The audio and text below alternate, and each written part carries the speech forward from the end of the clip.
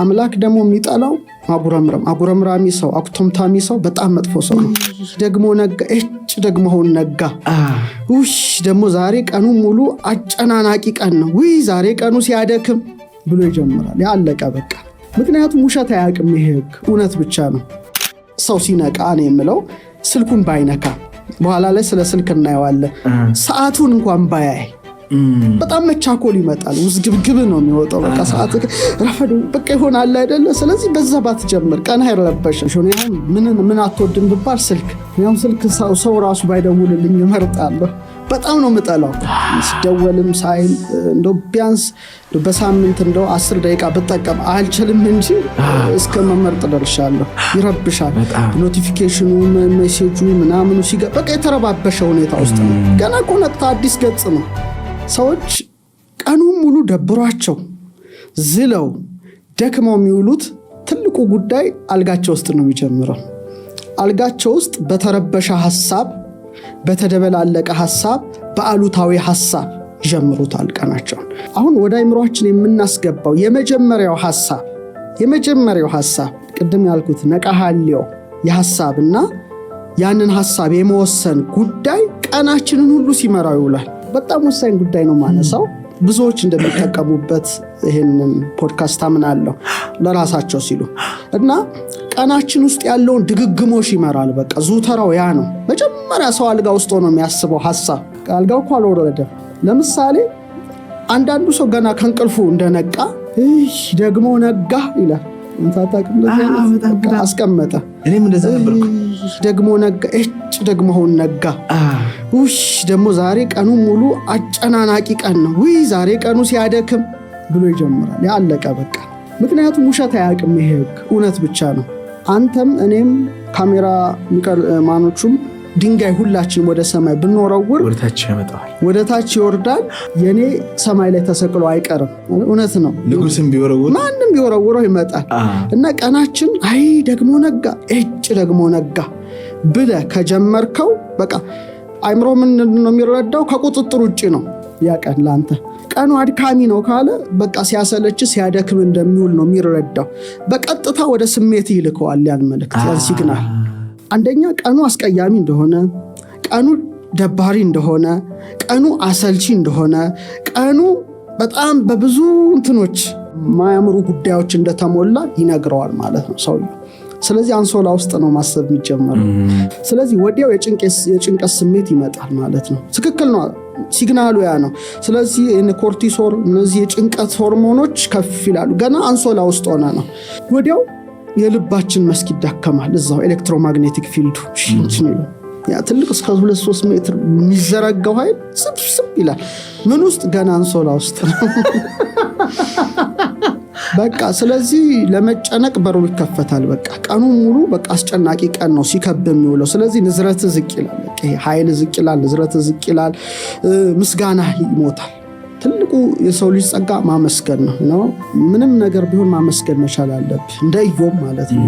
ሁሉም ነገር ምስጋና እና ምስጋና አግዶ በማጉረምረም በማኩተምተም ቀን ተጀመረ ማለት ነው። አምላክ ደግሞ የሚጠላው አጉረምራሚ ሰው አኩተምታሚ ሰው በጣም መጥፎ ሰው ነው። አማራሪ ሰው በጣም እስራኤሎች ለምሳሌ 40 ቀን ጉዞ 40 ዓመት ፈጀባቸው የሚሉት በማጉረምረም በማኩተምተም ላይ የተመሰረተ ያለማመስገን። ሙሴ እንኳን ድንጋዩን መጥቶ ነው ውሃና አመስግኖ ነው የሚሰጣቸው። አንድ ቀን ሳያመሰግን ድንጋዩን መታና ጠጧል። አትገባም ምድረ ርስት አትገባም ተባለ። ለምን? ስላላመሰገንክ ነው። እና የሚያጉረመርም ሰው ቀን ሁሉ በጣም የጨፈገገ ከመለኮታዊ ጸጋ የተላቀቀ ይሆናል ማለት ነው። አንሶላ ውስጥ ነው የሚጀምረው ትልቁ ጉዳይ። ስለዚህ ይህን መርሃ ግብር የሚመለከቱ ሰዎች አንሶላቸውስ ምን ማሰብ እንዳለ ቀናቸውን ለማሳመር በቅዱስ ሐሳቦች መጀመር ገና አንሶላ ውስጥ እያለ ይሄ እኔም ማደርገው ነው። አብዛኛውን ጊዜ ማደርገው ነው። አንደኛ ጠዋት ከእንቅልፍ ስነሳ 2 ሐሳቦች አሉኝ። አንድ ገና ብልጭ የሚል ሐሳብ፣ ሁለተኛ ደግሞ ቁርጥ ሐልዮ የሚባለው የምትወስነው ሐሳብና በቃ ልክ አይንህን ገለጥክ አይደል? አንሶላ ገለጥክ። ስትገልጥ አይናቸው እንደተጨፈነ የሞቱ ሰዎች በዛን ቀን ሚሊየንስ ይኖራሉ እና አይንህን ገልጠሃል። ስለዚህ የመጀመሪያውን ትንፋሽ ተንፍሰሃል። ስለዚህ ስለ ትንፋስ ማመስገን አለብህ። ገና የመጀመሪያው ስለ አይን መገለጥ እዛ አንሶላ ውስጥ ሆነ ስትጀምረው ማለት ነው። ቀን ጨፍነህ ልታደርገው ትችላለህ፣ ላትገልጠው ትችላለህ። ግን ገለጥክ። በቃ ያቺ የመጀመሪያዋ መገለጥ ምትልበት ሳትሆን አምላክን የምታመሰግንባት የአይን መገለጥ መሆን አለባት። እና ይህ ቀን አዲስ ስጦታ ነው ለአንተ የተሰጠ አዲስ ስጦታ ነው።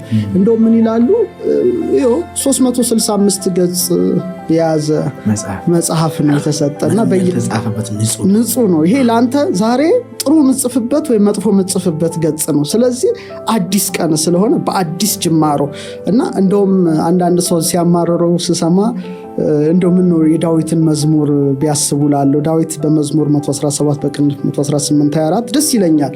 ምን ይላል? ዛቲ ዕለት እንተ ገብረ እግዚአብሔር፣ እቺ ዕለት እግዚአብሔር የሰራት ናት። ንትፈሳው ንታሐሰይ ባቲ፣ በሷ ደስ ይበለን ይላል። በጣም ደስ ብሎ በቃ መጀመር እና እግዚአብሔር እቺን ዕለት ስለሰጠህ ነው በደስታ መጀመር እንዴት ያቅታል? በጣም እኮ በጣም ምን አይነት አማራሪና አክተምታሚ መሆን እንዴት አለመታደል ነውና ለአይን ማመስገን አለብህ፣ ለጆሮ ማመስገን አለብህ፣ ለአፍንጫ ቆጣሪ እግዚአብሔር እዚህ ጋር ቢገጥምልህና ለአይን ክፈል፣ ለጆሮ ክፈል፣ ታክስ ክፈል፣ ለእጅ ለእግር ለስትንፋስ ቢል ኮቪድን ተመልከተ። ለኦክሲጅን ሰው ስንት ከፈለ ነው? ይህን ሁሉ አስበህ ቢያንስ ማመስገን ካልተደረገልህ የተደረገልህ ብዙ ነው። ስለዚህ ማመስገን ነው። ስለዚህ ሰው ሲነቃ ነው የምለው ስልኩን ባይነካ፣ በኋላ ላይ ስለ ስልክ እናየዋለን። ሰዓቱን እንኳን ባያይ በጣም መቻኮል ይመጣል። ውዝግብግብ ነው የሚወጣው። በቃ ሰዓት ረፈዱ በቃ ይሆናል አይደለ? ስለዚህ በዛ ባትጀምር ቀን አይረበሽም። ሁለተኛ የትላንቱን ነገር አለማመላለስ። ስለ ትላንት ችግር ዛሬ ሌላ አዲስ ቀን ነው።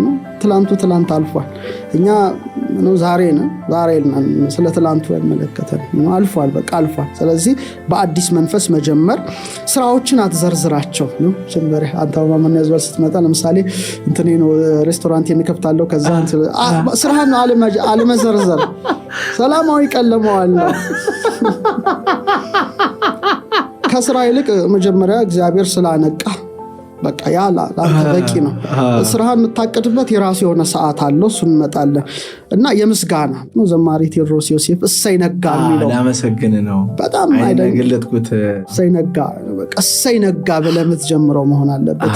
ለምን ነጋ ነጋ ብለህ ከጀመርከው ኤነርጂ እንትን ይሄ ሽሪንክ ሲኖ ጥፍ የሚለው። ሁለተኛው ሳታውቅ ሳትገነዘብ ፈጥነ ካልጋ መነሳት። ይሄ በጣም አደገኛው ነው ጉዳይ ነው። ብዙዎች በቃ ብድግ ነው የሚሉት ካልጋቸው። በጣም ይሄ መሆን የሌለበት ነው። ለምን መሰለህ? በህልም ዓለም ውስጥ ነበርክ። ስጋ ተኝቶ ያንኮራፋል። ነፍስ ህልም በማለም ራእይ በማየት እንትን ውስጥ ናት፣ ረን ውስጥ ናት የምትመላለስ። እዛ ውስጥ ናትና ለመቀበል ክፍት ናት ብዙ ነገሮችን፣ ሰማያዊ ነገሮችን ማለት ነውና ስጋ ሲያርፍ ነው። ነፍስ ግን በህልሞች በራእዮች ውስጥ ነበረችና ልክ ከእንቅልፍ ስንነቃ ያ ጉዳይ ለተወሰነ ጊዜ አብሮን አለ። ብንግ እንዳልክ ወደ እንትን አትመለስም። ያ ጉዳይ አለና መንፈሳዊ አነሳስ መነሳት። መንፈሳዊ አነሳስን እንደው የተጠዳደፈ ያልሆነ ያልተቻኮለ አነሳስ ካልጋችን መነሳስ ከጀመርን በጣም ጥሩ ነው። ምክንያቱም ልክ እንደ ፀሐይ እኮ ባንዴ አትወጣም አይደል?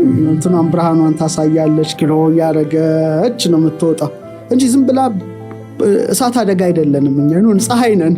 እሳት አደጋ ነው። ድንገት ተነስቶ መንገድ ላይ ሳታስበው ይላል። እሳት አደጋው ያነሳስ ከተነሳ ቀን ሁሉ ጨለሞ ነው የሚውለው። ልክ ነው የፀሐይ አነሳሲ ነው። ብርሃኗን ቀስ እያለች በምስራቅ ጀንበር እንደምትወጣ ነው። ቶሎ ካልጋ ተጣድፈ ከተነሳ የነርቭ ስርዓት ይደነግጣል። በቃ ረፍት ላይ የነበረ እኮ ነው በድንገት የምታስነሳው። የተዛባ የነርቭ ስርዓት ይሆናል። እስትንፋስ፣ የልብ ምት ይበላሻል። አንዳንዴ ትዝ ይልሃል ድንግጥ ብለህ የሆነ ስትነሳ ልብህ ይመታል አይደል? መልሼ ልተኛም ብትል አትችልም። በጣም ነው የምትቸገረው። ስለዚህ የልብ የስትንፋስ ምት ሁሉ ተበላሽቶ ነው የምትነሳው። ሶስተኛ ሐሳብ ተከፋፍሎ መንፈሳዊ ስሜቱ ሁሉ ተዛብቶ እና ገና ሳትነሳ ውጥረት አስብ። ብድግ ማለት ውጥረት ነው። በጣም ደስ የማይል ውጥረት ይጀምራል። ስለዚህ ዝቅ ብለው የመነሳት ልምድን እንደው ቢጀምሩ። ስለዚህ አሁን አይናቸውን ገለጡ፣ አንሶላ ውስጥ አመሰገኑ አይደል? የመጀመሪያው ፓተርን እና አልጋቸው ውስጥ እያሉ ልባቸው፣ ቃላቸው፣ እስትንፋሳቸው በማመስገን ቢጀምር። ለምሳሌ አሁን ልብህ መታ አይደል? ደስ ይላል ልብህ። እኔ በጣም ልብህን መንካት ትልቅ ነገር ነው። ልብ ማለት የልዑል ቤት ማለት ነው። በእኛ ትምህርት የለም በለና በበ እግዚአብሔር ዙፋን ትልቅ ነገር ነውና ምንድነው ሰሎሞን ተኝቻለሁ ልቤ ግን ንቁ ናት ይላል። በጣም ይገርም ነው። እና መጀመሪያ በቃ የመጀመሪያ ትንፋሽን በፍቅር ብትነካው ልብህ ለሰውነት በነገርከው ቁጥር ነው የሚከፍል። ደካማ ነው ካልከ ደካማ ነው፣ ኃያል መሆኑን ኃይል ይሰጣል። አንድ ቀን እግራችንን ቴንኪው ብለን አናውቅ፣ አይናችንን አናውቅ፣ አፍንጫችንን አናውቅ፣ እጃችንን አናውቅ። የፈጠራቸውን ቀርጦ ራሴ የሰጠህን አትልም። እና መጀመሪያ ልብህን በቃ ልክ እንደ ፀሐይ ማለት ነው ልብህ ይመታል አይደል? በነፍስ ልብ ሰጥተዋል፣ ደስ ይልልህ ይገባል የመጀመሪያው። ከዛ በኋላ እስትንፋስ የህይወት እስትንፋስ ገብቷልና ስትል የመጀመሪያው እስትንፋስ ለአዲሷ ገጽ ህይወት ተጀመረ ማለት ነው። እስትንፋስን ትወስዳልና እዛ ሆነ ጌታ ሆይ ስላነቃኸኝ አመሰግንሃለሁ። ዳዊት የሚለው ነገር አለ። አንሰ ሰከብኩ ኖምኩ፣ እኔ ተኛው አንቀላፋው ወተንሳይኩ ተኛው ማለት እስመ እግዚአብሔር አንቃህን፣ እግዚአብሔር አንቅቶኛልና ነቃው ነው። እሱ በያነቃ እዛው ሞተ ትቀራለህ፣ ልብህም አይመታም። የስንት ሰው ልቡ እዛው እንደታተመ ቃል እስትንፋስ ልቤ መጥቷል አለው፣ ቃል አለኝ አለው፣ እስትንፋስ አለኝ፣ ሕያው ነኝ። ስለዚህ ለልቤ ለቃሌ ለእስትንፋሴ መጀመሪያ የሰጣቸውን አምላክ እዛ አልጋ ውስጥ ትንሽ እንቅስቃሴ እጅ ይሰራል፣ እግር ይሰራል፣ አንገት ይሰራል፣ ደስ ይላል። እኔ ትንሽ አልጋይ ላይ ሳልነሳ እንደውም በጣም መወዳቸው ክፍሎች እሷ ናት። ከነቃው በኋላ መጀመሪያ የራሴን ልምድ ነው ማጋራው። ሌላው ያድርገው ባይመለከተኝም ግን ጥሩ ነው ብዬ አስባለሁ። ሁሌ አልጋይ ውስጥ መጀመሪያ ማስባት ምንድነው? ግሩምና ድንቅ አድርገህ ፈጥረኸኛልና አመሰግንሃለሁ። እዛ ውስጥ ትንሽ እንደነቃው ምን አስባለሁ? አልፋ እግዚአብሔር እንዴት ጣቶቼን በጣም ደስታለሁ። ኮዶቹ ይገቡኛል። ጣት 10 ለምን ሆነ? መዳፉ ምንድነው? 22 የራስ አጥንት፣ 33 ቨርተብሬ፣ እዚህ ውስጥ የሚፈሰው ፈሳሽ፣ እግሬ፣ እጄ፣ በቃ ዲኤንኤ 6 ቢሊዮን ፊደሎቼ ምናምን ሁሉ ይታኛል ግሎ እያደረጉና ትንሽ ደቂቃ እሷን አስቤ ስነሳ እንዴት ደስ እንደሚለኝ በቃ አምላክ እንዴት አድርጎ እንደሰራ እና ሳትተኛ ደግሞ የሞት እንቅልፍ ሳይወስድ መንቃት በዛኑ ልክና ያ የመጀመሪያው ናትና ትንሽ ፈገግ ማለት አንተው ደስ ላቂታል። በጣም የሚያስደስት ነገር ነው። እንደውም ሰሎሞን ምሳሌ 17 ብዙ የሰሎሞን አባባሎች እጅግ ወዳቸዋለሁ። ምን ይላል? ደስ ያላት ልብ መልካም መድኃኒት ናት፣ ያዘነች ነፍስ ግን አጥንትን ታደርቃለች። አዝነ ከተነሳ አጥንት ደርቆ ነው የምትነሳው። ስለዚህ ለዛሬው ቀን ትንሽ ፈገግ ብለው ነው ደስ አይልም? ብቻህን እኮ አምላክን ማመስገን ነው። ይሰማዋል፣ ያንተ ደስታ ውስጦች እሱ ይሰማቸዋልና። ሶስተኛው ካልጋችን ወረድን። አሁን እንግዲህ ይሄ ሁሉ አልጋ ውስጥ ያለኩ ጉዳይ ነው። ካልጋ ስትወርድ ጨለማ ባይሆን ነው የተዘጋ ጭልም ያለ በጣም ለምሳሌ የጨፈገጋ አየር ብታይ ምንድነው የምትሆነው? ጭፍግግ አይደለም? አሁን አውሮፓ ለምሳሌ ዊንተሩስ በጣም ክረምቱ ሁሉ ጭፍግግ ሚስቅ የለም። ለምን? አየሩ ሰመር ላይ ደግሞ ፀሐይፏ ስለምትል ሰው ይስቃል ምናምን። ይሄ እኮ ተፈጥሮ እኮ ነው። ስለዚህ እንደ ቀልድ ነው የምንወስደው ስለማናቀው ስለማይገባን። እዛ ሀገር ኖሮ ስለማናቅ ቻይና ምናምን ያሉ ሰዎች በጭስ የታፈነ ጭፍግግ ባለ ነገር ውስጥ በቀላሉ የምንተነፍሰው ነገር እዛ በጣም ውድ ነው።